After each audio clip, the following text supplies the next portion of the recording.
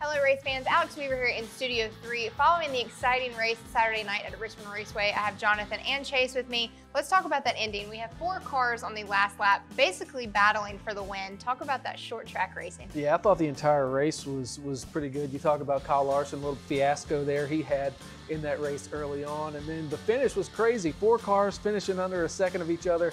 Martin Truex Jr. talked about the lap traffic playing a big role. You can't get away from each other.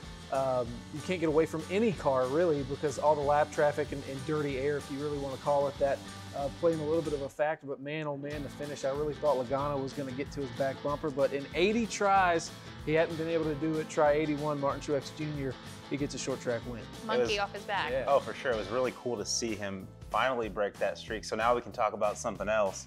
Great finish, but Logano was right there. And that's a second finish Logano's been that close, because he won at Vegas and his teammate, Brad Keselowski, almost beat him to the line. But now he's on the other end at Richmond, coming up just short. Now we've seen Joe Gibbs Racing and Team Penske kind of dominate this year, basically winning every single race. Joey and Martin, we've also seen battle before last season.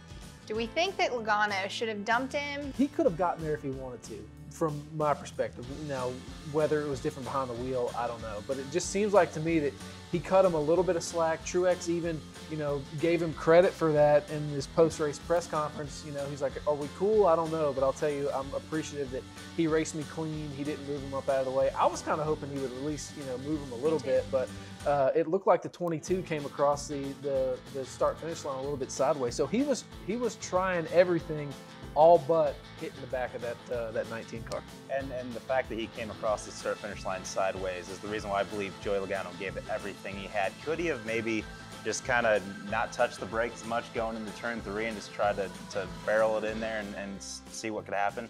Sure, he could have if he wanted to race like that. But it was a true act of a champion to give it all he had, but still in the end come up just short. And I don't think he really had much left.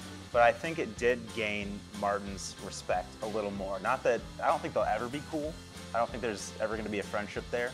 But I think he did get a little bit of Truex's respect back. If Joey Logano didn't have 2 wins already, the 19 car probably would have been in the fence, yep, or at least finish in second place. Joey Logano would not have let that slide. And you can kind of see, I was scrolling through Getty Images today, and some of the shots of Joey when he got out of the car, you could tell it was kind of getting to him. Nobody wants to finish second, and I think that's, one of the things that really makes Joey as competitive as he is the fact that he hates to finish second almost as much as Kyle Busch does. So I do think if the 22 was winless, we would have a different story on our hands.